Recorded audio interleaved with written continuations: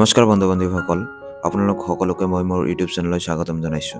আজি মই ভট্টদেৱ ইউনিভাৰ্চিটিৰ আণ্ডাৰত BA, BSc আৰু বিকমৰ 3rd ছেমিষ্টাৰৰ অধ্যয়ন কৰি থকা ছাত্ৰ-ছাত্ৰীসকলৰ বাবে এটি গুৰুত্বপূৰ্ণ জাননী লৈ আপোনালোকৰ মাজত আহিছো।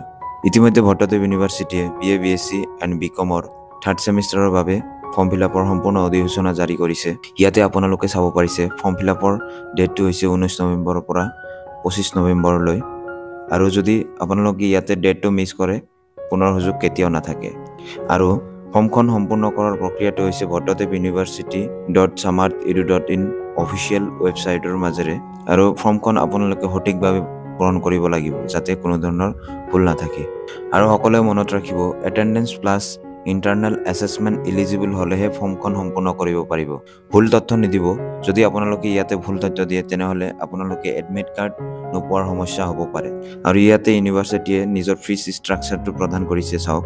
Exam fees 950, centre fees 400, practical fees 350 নহ'লে 450 হ'ব পাৰে। Last date for students 25 November, college approval হ'ল 27 নৱেম্বৰ। গতিকে বন্ধুসকল আপোনালোকে সময়ত ফৰ্মখন পূৰণ কৰক আৰু পৰীক্ষাৰ বাবে ৰেডি হৈ থাকক।